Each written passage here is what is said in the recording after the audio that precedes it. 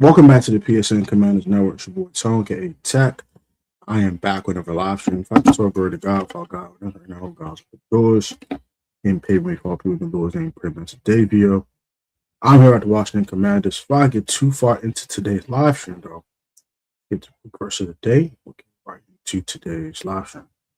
I know it's a little weird timing with the stream today, but the best time I can have if I go to work to go ahead and talk to you guys about the things that have occurred the last couple of days in Commanders land.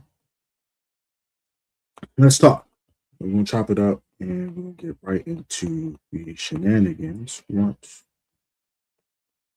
the first day was pull up. Cool. So from Psalms chapter 37, verse 4, it says, "Take delight in the Lord, and he'll get the desires of your heart." Plain and simple, and that waste too much time. Let's talk about things that happened in the past couple of days.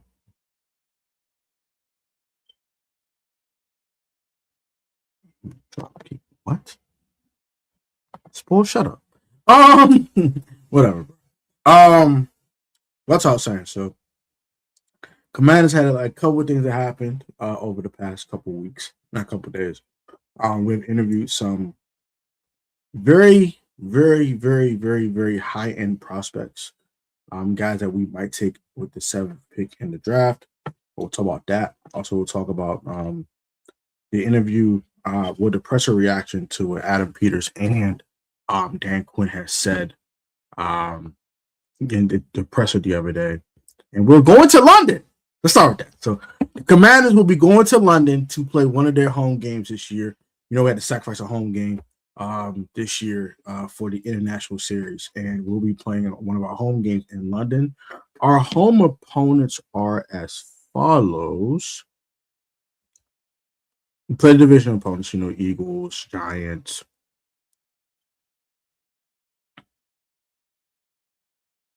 And we play the Giants, Eagles, and of course the Cowgirls. So we play those teams, of course. Then we play Seattle, LA, and Houston at home. We also play the Bungles. The Bungles. We play the Colts and the Falcons at home. So I'm tired of playing the Falcons. Bro, I am sick of tired of playing Atlanta. Can we stop playing the Falcons, please? Like, life be somebody we stop playing the Falcons. I'm tired of playing the Falcons. But not here nor there. So out of all these home opponents, it's gonna be an AFC team. Probably we'll play the London game against. We played we played the Bengals. You know what I'm saying. We played the Bengals 10 years ago in 2016 when we faced them in London, and when Dustin Hopkins missed a 35-yard field goal to win the freaking game and cost a playoff spot. But now we have redemption. We'll go out to London to face another opponent. I'm gonna think we're gonna play Poetic Justice and play the Bengals in London. I think this makes perfect sense. We played them 10 years ago, and we just couldn't finish the job, and we didn't win that game. So, you know, redemption stories will be in effect for that one. I'm gonna take my prediction. So we play the Bengals in our 2026 London game. Yeah, so we had to serve as a home game, unfortunately. So that sucks. It might not have to be a home game. We'll see. But from all of the reports I've heard, that one of our home games is going to be in London. So we'll see what week it is and all that. I would love to go to London for that. I think that would be very, very fun to see the world and also see a different environment. I wanted to go to London last year for my church's global mission conference. I didn't get to go. So this would be a nice redemption story. Me going to London this year to watch my favorite football team play either the Colts or the Bungles or the Titans. It could also be a road game.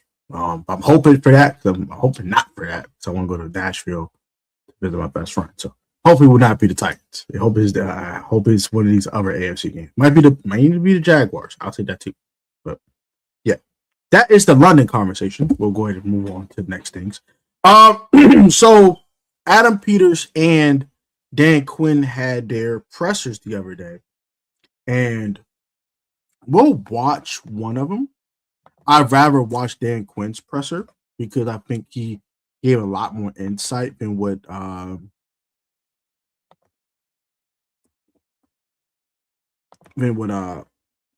Peters gave. Adam Peters didn't say much. So we'll talk about what Dan Quinn talked about on the Rich Eisen show as well. We'll react to that. But let's go ahead and react to let's see what he said on Rich Eisen show first. He talked about why he let Cliff Kingsbury and your buddy. Thank you, I appreciate that. Simu PJ, hope you're doing well, bro. Sending good vibes from Colorado. Thank you, I appreciate that so much. Much love to you. I really appreciate that. Sending you golly vibes your way. And you know what these tight ends are so relaxed about? Prostate cancer screening. But let's see why Dan Quinn. Why did you make the moves at coordinator that you did? Yeah, those are tough, man. And what happened at the start where things went well, sometimes you have to adjust and you have to change even when it's hard. And that's what we had to do on both sides of the ball. And going into it, having a vision for how we want to play in 25 and beyond, that's what drove the decisions. And both Cliff and Joe are excellent coaches. And so we've added David Blau, who is on the staff here, and we added Durante Jones, who has been in Minnesota the last few years. And both these guys, Rich, are excellent coaches, man. I can't wait to get started with it. But you're calling the defensive plays? Durante will. Durante will? Yes. Okay. Yeah, man. See, there we go. I like that Dan Quinn corrected Rich Eisen immediately. He said, no. It's his system. He's calling the plays. Great job, Dan Quinn. Appreciate you, sir. I do. You like it? I like. Why do you like it? I love one. I know I can help on the leadership of everybody, and so I like being in other meetings and being around the players in different spots. I felt, for me personally, when I was just doing the play calling, I felt more segmented from everybody else. Okay. And although that model works great for some people, for me best, I love when I'm able to help, lead the entire group and provide the support that both the coordinators need.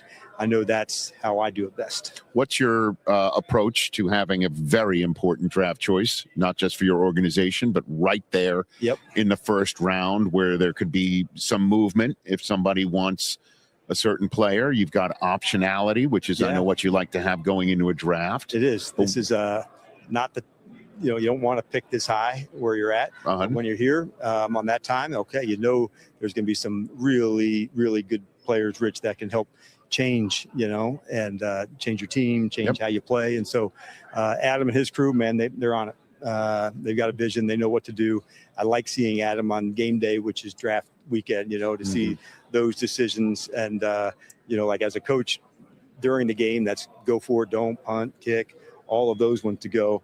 And during draft weekend, you get to see that same space that he's in. And it's kind of this great balance that we have together. And I certainly enjoy that. Pardon me for asking about a specific player, but I'm going to do it anyway. Jeremiah Love's sitting out there. And obviously you've got some, decisions to make on the. I want to know what he said about Jeremiah Love. I want to know so bad. I'm so curious. I am so fascinated of what he said about this phenom of a running back. I know a lot of people have said that we shouldn't draft Jeremiah Love. It's not a need. We have Bill. I love Ja'Cory Cross-Keybert. I think that kid has a ton of potential. I think that young man can play football at a very high level. He is not Jeremiah Love. This is probably the best running back prospect we have seen outside of Bijan Robinson. I want to say since Adrian Peterson. Outside of Bijan Robinson, I've not seen a guy like this as AP. As a prospect, I don't think he'll be the AP as a NFL pro. But as a pure prospect, I have not seen a running back this good. All right, so Adrian Peterson might be an exaggeration. Saquon Barkley.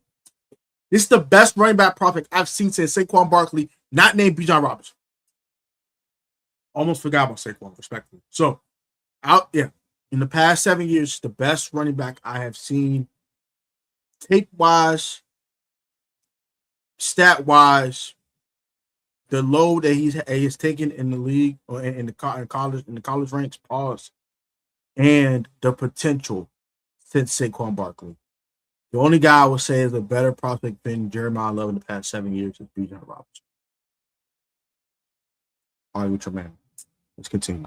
Offensive side of the ball. Yep. He's a dynamic running back. You could see what you as a defensive coordinator in this league know how difficult it is to stop somebody who can do it from that position.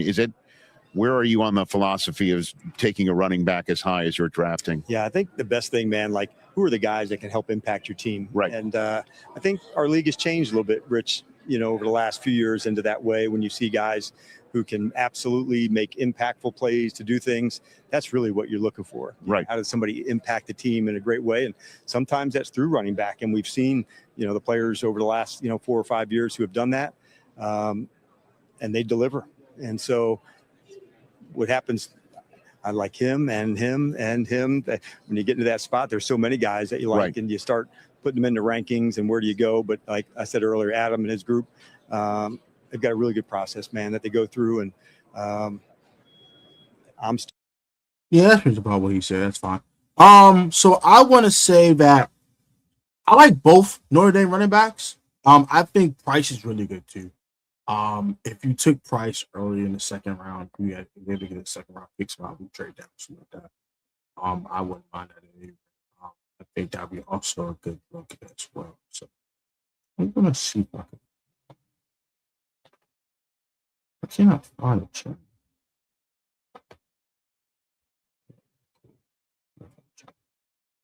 Alrighty. I think it's an option. Go ahead and find it. Yeah, it's just what Adam had to say there. But let's see what Dan Quinn had to say. Actually, we'll watch Adam. What can you say about that? Well, hopefully the same.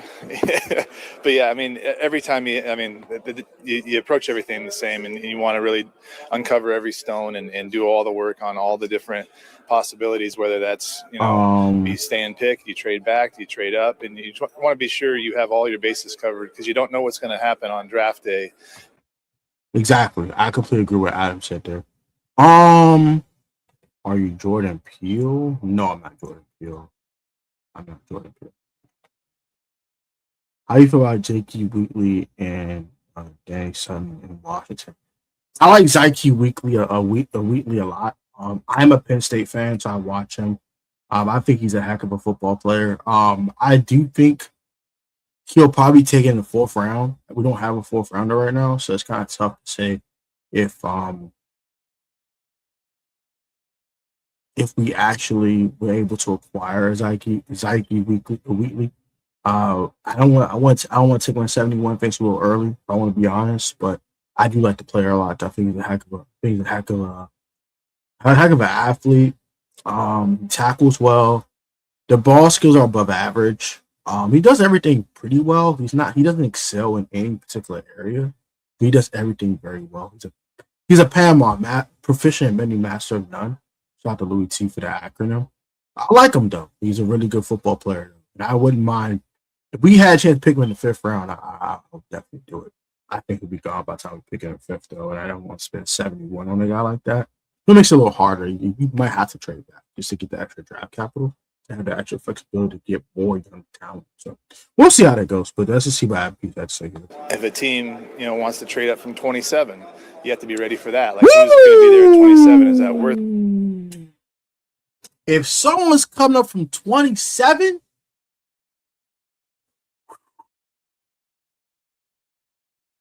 I might have to take that. Or do you want to trade back, not as far, or all those things. So every process is very similar. We want to make sure you cover all your bases, know everybody in the draft, not just the guys that are in the top 7 or whatever, because you never know what's going to happen. So, but we're working really hard. Our college staff's been grinding since it's really August in the summer. So we have a great kind of setup right now, and we're just getting into that after we get into free agency, really digging into the draft. But those guys have been doing work all year, so we'll be ready to go. Evaluating the next position where some of the main traits are looking for, and at the same time, how much kind of like short arm versus long arm. Yeah, I think, answer the first question, evaluating the edge, just guys that fit your scheme and your profile. And we have new scheme this year with Durante. And so, but I think a lot of that stuff carries over. If you're a really good pass rusher, you're always going to, pass rush is going to weigh more than run defense, especially the way this league is. But I mean, ideally you want Myles Garrett, that's who you want, but there's only one of those guys walking on the face of the earth. So, but a lot of those same traits, right? And, long, fast, explosive, can turn the corner, can finish, all those things.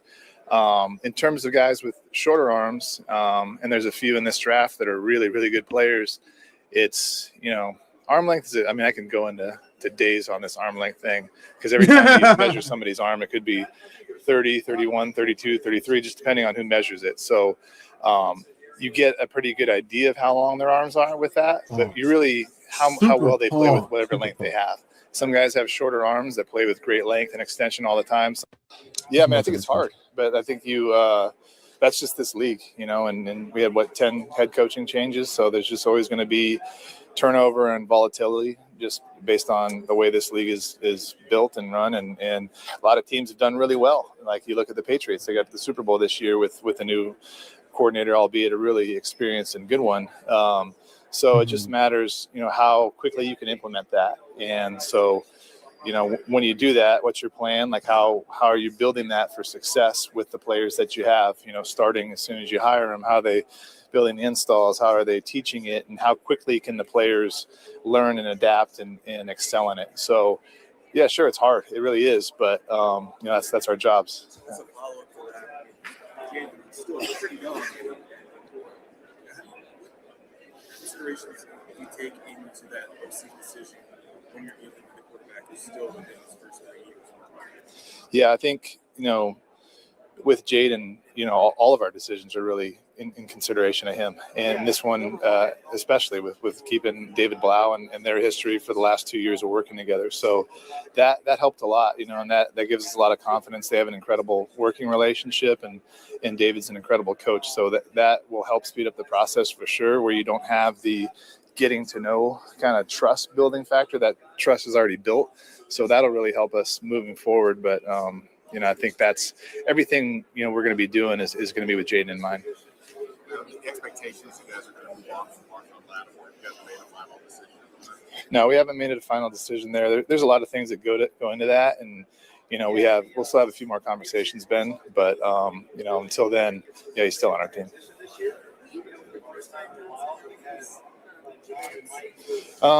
Coaching staff question. I don't want to get too deep into that, but that's the plan is to. I like what he said when it came to real quick.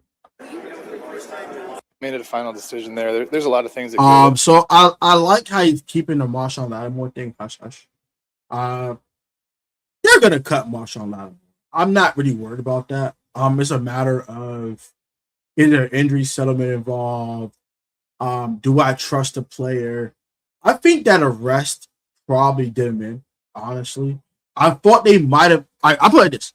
I think they might have been willing to come out to Marshawn and ask him for a pay cut and keep him around, so they don't have to fill another hole. Pause.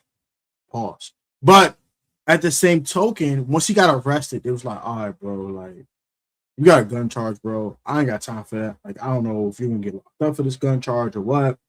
I'm gonna get rid of it.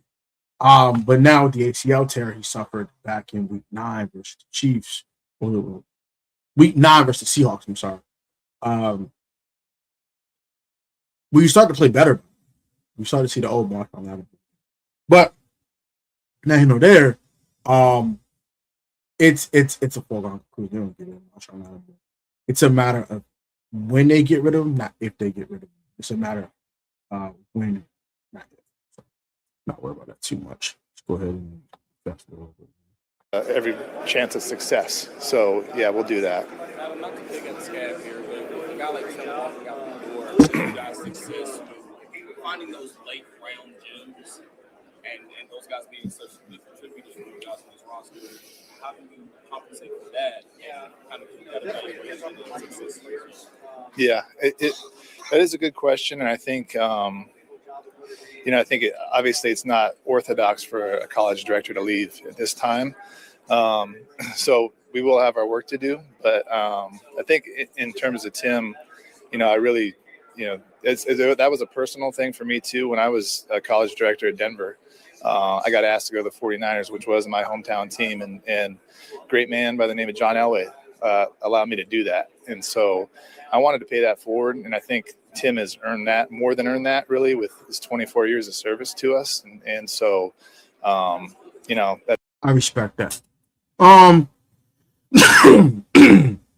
other question was asked about Brandon Ayuk, and he was like, yeah, really, he couldn't really speak on the player. He's still in the contract with the Niners, but he said he's a good guy. He respects Brandon. He's talk the person, but not the player. So I'm glad he kind of said that as well. Dan Quinn never had a presser at the combine. I won't react to that just for time purposes. But yeah, I'll go ahead and look up some quotes for you guys from John Kine the other day, and we'll go ahead and look that up. Ruben Bain got his let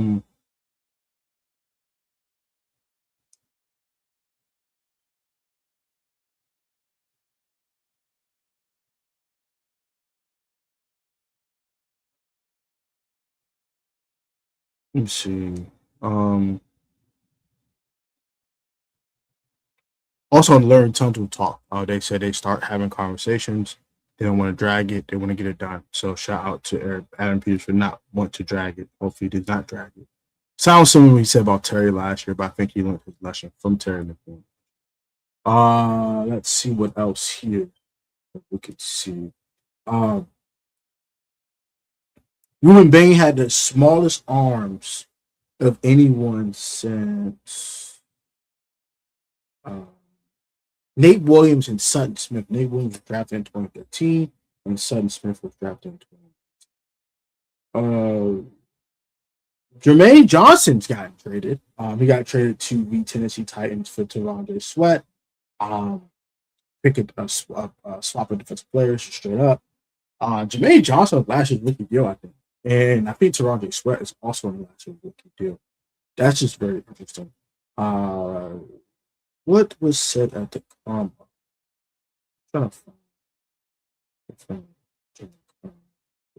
Also, the door still open for Zach Ertz to return. They still talk to his agent, talk about the recovery, things of that nature. I know someone said that.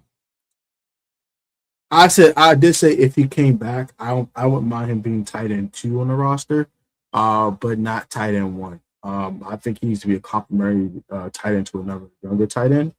And I know some people like, but someone said that if they bring him back based on Khan's thoughts, I don't think he'll be going to a limited mentorship role.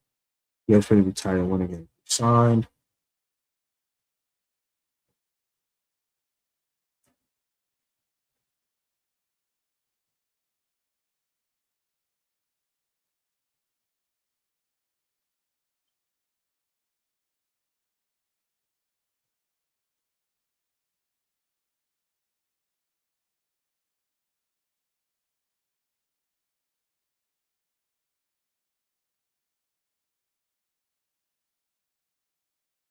Let me see something. Sorry about that. I'm trying to find these things for you guys real quick. Hope you guys doing well today, by the way. Trying to find this. Shout out to John Kine with 115,000 followers. Let me see if I can find. Of course, we going to London, baby. Going to London. Can't wait. We have met with Sonny Styles, the Ohio State linebacker. He says versatility is a big part of his game, which is true. Bobby Wagner has communicated.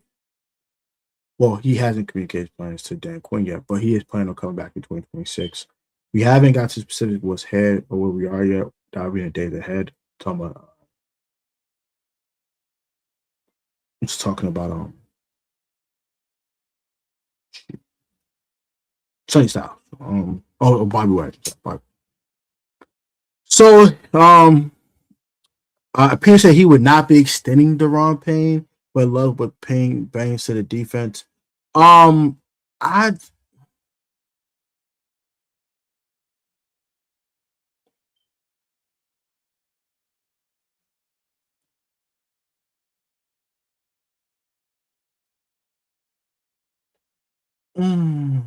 I don't like that. You gotta do something with Deron. Do something. That cap number's too high. You gotta do something. That's just too high. I get we got a lot of cap space, but come on, do something. Do something. It's like, don't you're in a contract year. We know what contract Deron brings to the table. That's cool, and you know, but no, you gotta do something about that. So they said they have a good talk with Laremy Tunsil representatives about an extension, no deadline, but they feel good about the direction. Louis T brought up a point the other day talking about Laremy Tunsil. I think you have to be very careful with wording and negotiation tools because he doesn't have an agent. He represents himself. So you don't want to say, oh, Laremy, you ain't got no all pros, Laremy. Or Laremy, you weren't a Pro Bowl this year, bro. I don't think you are worth this. You know what I mean? Like, you got to be very, very careful to not antagonize the player or piss him off, but also be, you know, honest and forthright with the player as well. So you got to find a happy balance between them both, which is kind of weird, but you have to find a happy balance, which is not easy to do. But I think you have to do that if you're sorry about that.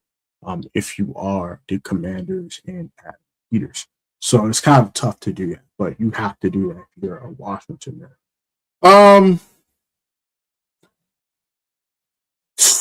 That made it say about LaShawn Lattimore, of course. Can't tell about Brandon Ayuk, he's under contract. Talk about Zach Ertz, you know, maybe being open to bringing him back, depending on the ACL tear. I think you can bring him back just now as your tight end one. And that's same with Bobby Wagner. Bobby Wagner want to take a lesser role. I think you had to get younger and faster, but also just have a couple of veterans who know how to win.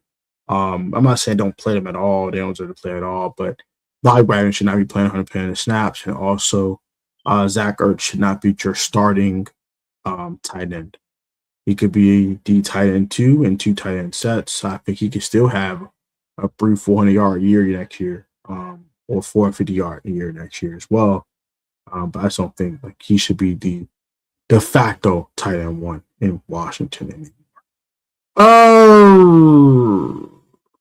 Cassius Howe, that's super short arms as well. Official measurements for Arvell Reese. They both 6 feet, both around 245 pounds. Arvell being 241, and also Sonny Styles being 244. Hand size, paws, 10 inches for Sonny Styles, 9.5 for Arvell Reese. Arm length, paws, 32.5 for Arvell, and 32 7/8 for Sonny Styles.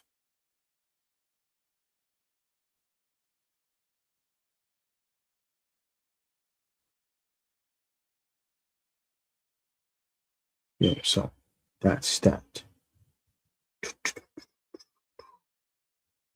Big crowd for Caleb Downs, who a lot of people have mocked to Washington at 7. So, you know, Caleb Downs is getting a lot of love over there. We have interviewed these following players. We have interviewed Mansour Delane, the LSU cornerback, who's been kind of been the hot topic the last couple of weeks or so. Especially, you know, a lot of people, oh, you should take Mansour Delane at 7. Like, yeah, best corner in the draft, blah, blah. Caleb Downs has also been interviewed by the Commanders, Sonny Styles, and also Jeremiah Love, as we talked about what Dan Quinn said about the young man.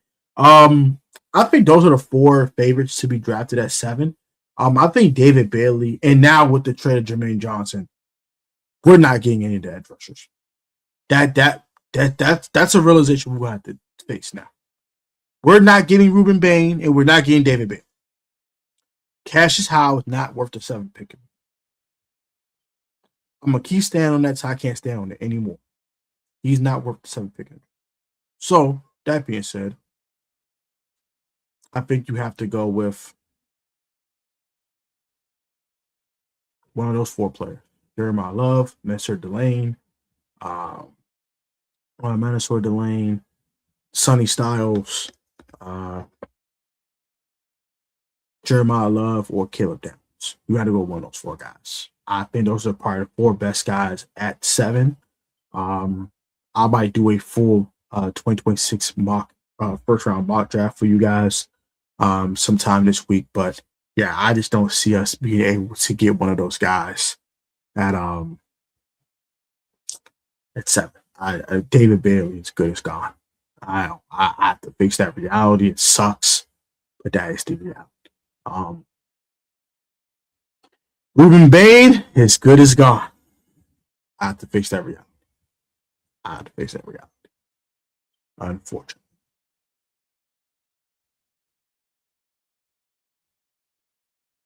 That sucks. But I'm going to go ahead and get up out of here. Just want to give y'all a quick rundown of what's happened in the last couple of days.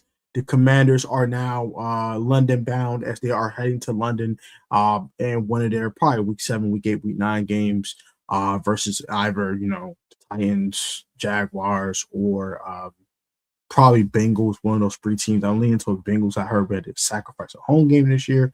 So we'll have to go ahead. I think because last year we were the road team in the Madrid game. So I think it's our turn to give up a home game. I do believe that. I have to go ahead and do some more research, but that's what I heard. Also, we have interviewed Caleb Downs, Sonny Styles, Jeremiah Love, and also Mansour Delane as well. I think those are the 4 guys that will probably draft at 7. One of those 4 guys that we'll be selecting from as the best players available at the 7th pick. Adam Peters said that he can't talk about Brandon Ayuk during that presser because he's under contract with the Niners. Also, he talked about the decision on Marshawn Lattimore. So we have not made a decision on Marshawn Lattimore yet. I think they already have made a decision. They're just not trying to disclose it. It said Deron Payne will be back on his last year of his deal at a $28 million cap hit, which I think is absolute bullcrap. That is stupid. That is not smart, but none of my business. And then Dan Quinn has pressure. But we didn't watch it, of course, but DQ talked to Rich Eisen on the Rich Eisen show and talk about how you feel about Jeremiah Love. Also, what he talked about when it came to the coordinator. So, I don't know if today's video, like, comment, subscribe to the channel. When we're to 8,000 subscribers, hit the subscribe button, like button, share button. I'll be back with a YouTube short starting the 1st. We'll be dropping no YouTube shorts until then, but you'll get a YouTube short every day from the 1st on. Also, we'll go ahead and talk about the combine in much more deeper detail either tonight or tomorrow. Off season's upon us, man. Let's get right to it. And let's be great this off season. Try that 8K before the draft. So y'all be safe and healthy. Love God, the love of the Lord. I'll catch y'all on the next one.